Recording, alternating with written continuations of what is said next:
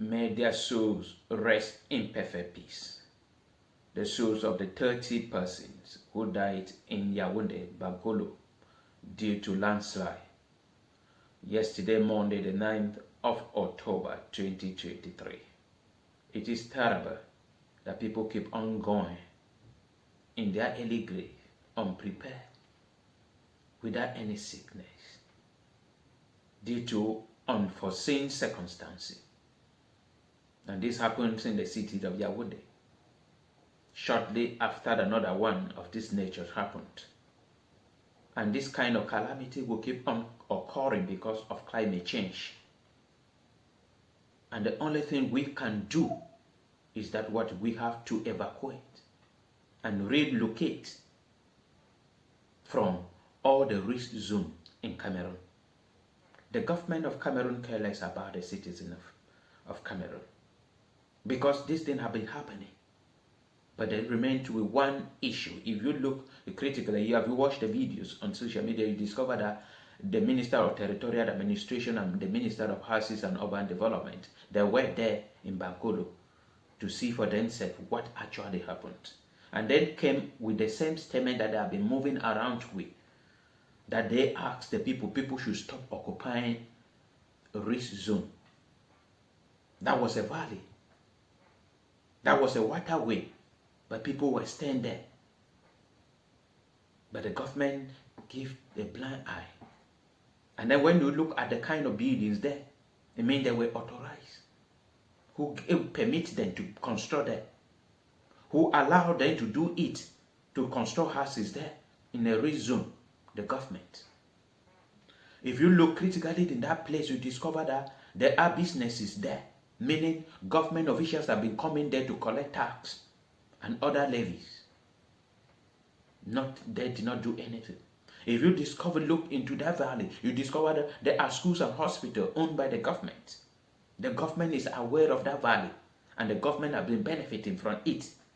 Yet, when calamity occurred, they came and asked questions that they have been talking. Why is it that the government is not talking concerning the Anglophone crisis? They decided to implement the military method. But when it comes to things like this, that they have to implement force on the people in order to force them out of those risk zones, they refuse to do it. And people keep on dying. This is not the first in Cameroon.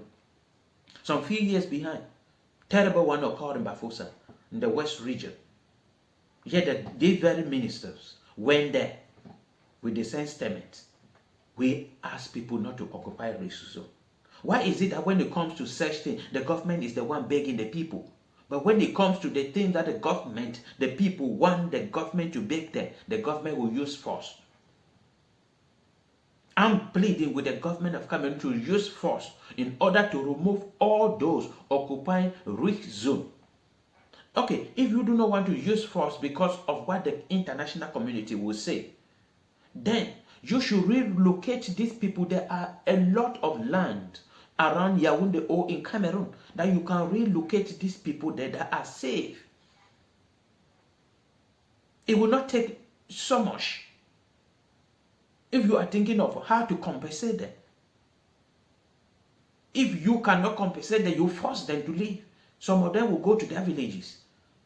And then you should implement policy that will be monitoring. That if somebody wants to construct even a tent starting the first day, you should identify it and stop.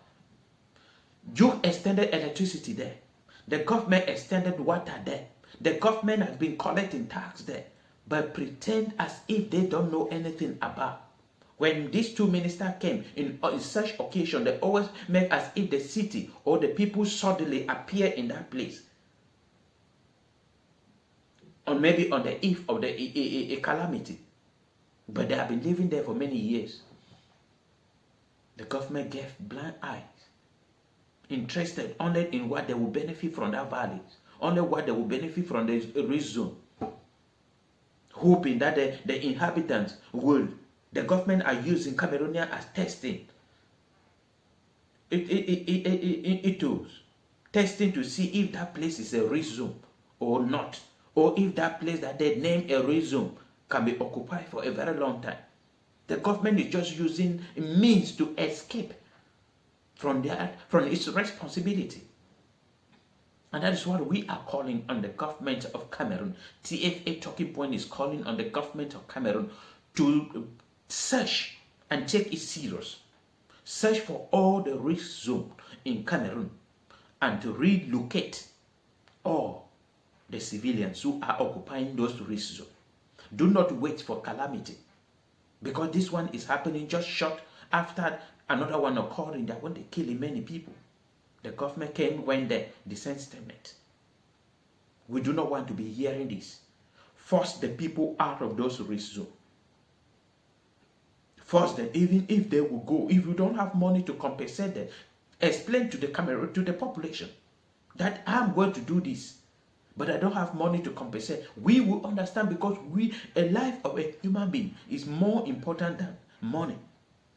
Now, they have been forced by natural disaster. What will they do? Will you compensate them? No. So if you can force them out there so that they will go and be searching for where to live, if they can go to the village, they will go, but they will go alive. I'm pleading with the government of Cameroon. Stop pretending. You know all these things. You are aware of all this, but you keep on making as if you are not aware of. You are aware that is in Yaounde.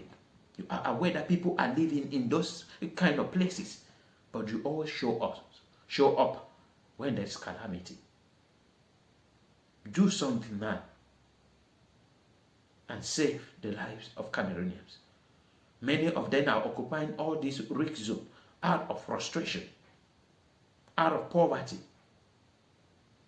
Do something to help these people so that they can live. I pray for quick recovery for those in the hospital, and pray for God to bless that little child of less than 5 months who was safe, and that it should show that God is wonderful. And may the souls of the 30 people rest in perfect peace, and may the comfort of God be with the bereaved family.